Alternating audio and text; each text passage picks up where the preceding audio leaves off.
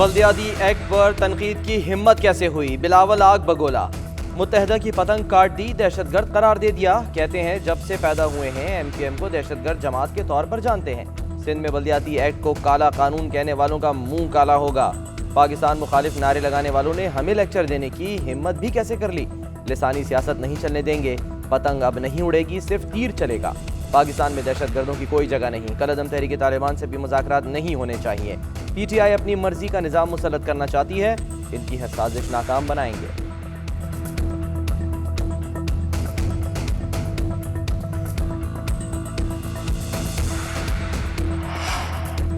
Peoples party سے جان چھڑوانے کے لیے عمران خان سے امیدیں تھیں، مگر انہوں نے صوبے کو زرداری کے پاس گروی رکھوا دیا۔ مصطفیٰ کمال کہتے ہیں گھر کا چوکیدار چوروں سے مل چکا ہے۔ پیپلز پارٹی نے صوبے کو بدحال کر دیا ہے، عوام ان سے چھٹکارا چاہتے ہیں۔ وفاق میں پی ٹی آئی ملک چلانے میں ناکام ہے، وزیر اعظم عمران خان ایک بھی وعدہ پورا نہیں کر سکے۔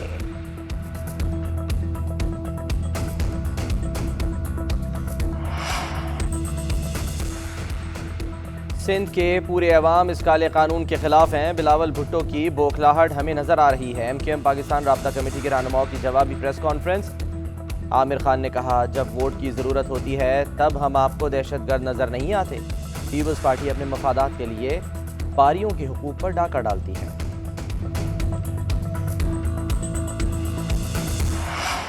صحافی مدثر نارو کیس میں چیف جسٹس اسلام آباد ہائی کورٹ کے سخت ریمارکس۔ کہا چیف ایگزیکٹو ذمہ داری لیں یا پھر ان کو ذمہ دار ٹھہرائیں جو ان کے تابع ہیں۔ اسلام آباد سے ایک بچے کو اٹھا کر لے گئے، بعد میں بیان دیا شمالی علاقہ جات کی سیر کو گیا تھا۔ کیوں نہ لاپتہ افراد کیس میں سارے چیف ایگزیکٹوز پر آرٹیکل 6 لگا دیں؟ لوگوں کے لاپتہ ہو جانے کا ذمہ دار چیف ایگزیکٹو ہی ہوتا ہے۔ یہاں سابق چیف ایگزیکٹو لوگوں کے اٹھائے جانے کا فخر سے کتابیں لکھ کر کریڈٹ لیتے ہیں، ریٹائر ہونے کے بعد سب صوفی بن جاتے ہیں، ایک ہال آف شیم بنا دیتے ہیں جس میں سب چیف ایگزیکٹوز کی تصاویر ہوں۔ اٹارنی جنرل نے کہا لاپتہ صحافی مدثر نارو کی فیملی کی وزیر اعظم سے ملاقات کرائی گئی ہے، حکومت اس معاملے کو بہت سنجیدہ لے رہی ہے، عدالت کچھ وقت دے۔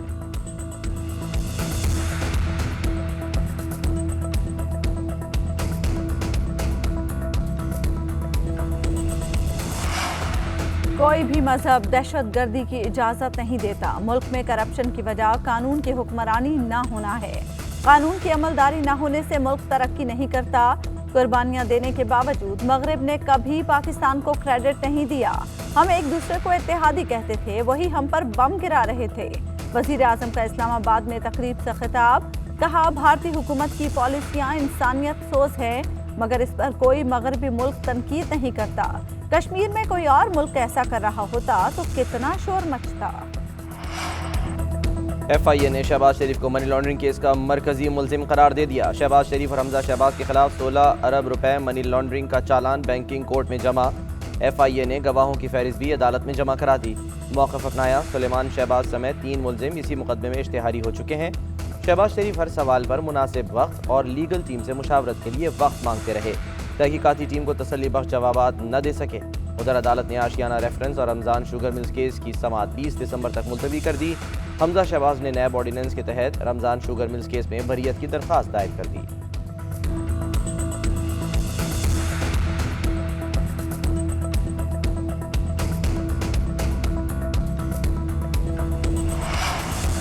سابق چیف جج گلگت بلتستان رانا شمیم کے خلاف توہین عدالت کیس۔ صحافی نے رانا شمیم کے تحریری بیان کی تردید کر دی۔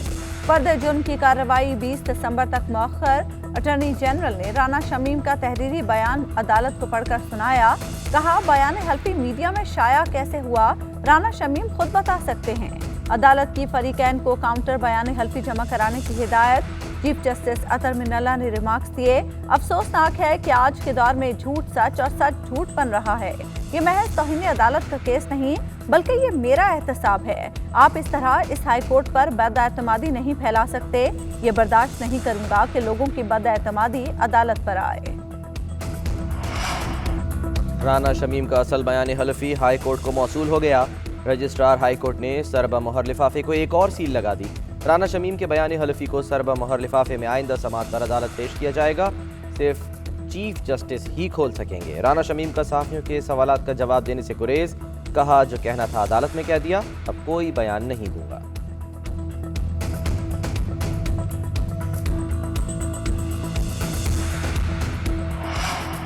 मुल्क की तारीख में कभी इतनी क़यामत खेज महंगाई नहीं आई। आज लोग एक वक्त की रोटी को तरस गए हैं। शहबाज शरीफ कहते हैं तहरीक इंसाफ हुकूमत ने घर घर को तबाह हाल कर दिया। लोग हाथ उठाकर हुकूमत को बद्दुआएं दे रहे हैं। अद्वियात की कीमतें आसमान से बातें कर रही हैं। पूरी कौम ऐसी सूरत हाल में मुब्तला है जिससे खौफ आता है। FIA के जमा करवाए गए इल्जामात मज़े का खेज प्रोपेगेंडे से ज्यादा कुछ नहीं। शहजाद अकबर और हुकूमत जितने मर्जी जाली झूठ इकट्ठे कर लें, पता इंसाफ की होगी। यकीन है अदालतों से इंसाफ मिलेगा।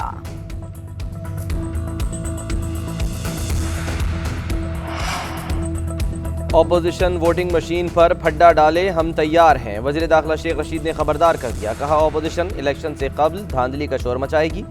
पहले EVM को मुतनाज़ा बनाया जाएगा, फिर ओवरसीज़ पर मसला पैदा करेगी। 23 मार्च को इस्लामाबाद में परेड होती है। अगर ऑपोजिशन कानून हाथ में नहीं लेगी तो कानून उनको नहीं पकड़ेगा। जो शख्स आइन को तस्लीम करे उससे बातचीत हो सकती है।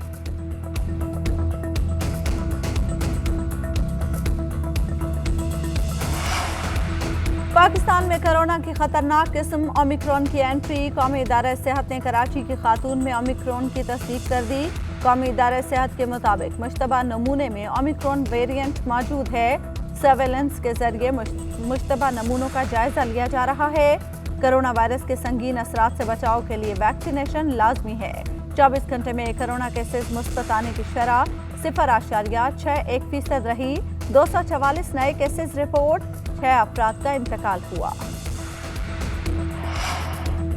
Army chief general Qamar Javed Bajwa का कोर हेडक्वार्टर्स कराची का दौरा। कोर के ऑपरेशनल उमूर और सूबा सिंध खासतौर पर कराची में अमन अमान की सूरत हाल पर ब्रीफिंग। ISPR के मुताबिक सिपहसालार को कराची ट्रांसफॉर्मेशन प्लान पर अमल दरामद में सिविल इंतजामिया की मदद की तफसीलात से भी आगाह किया गया।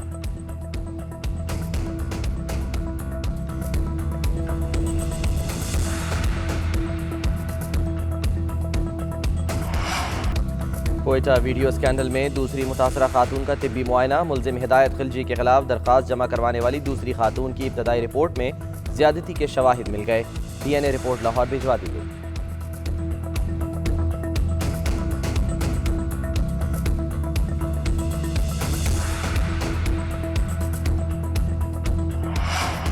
देसी कुड़ी बन गई आलमी हसीना। भारत ने तीसरी बार मिस यूनिवर्स का टाइटल जीत लिया।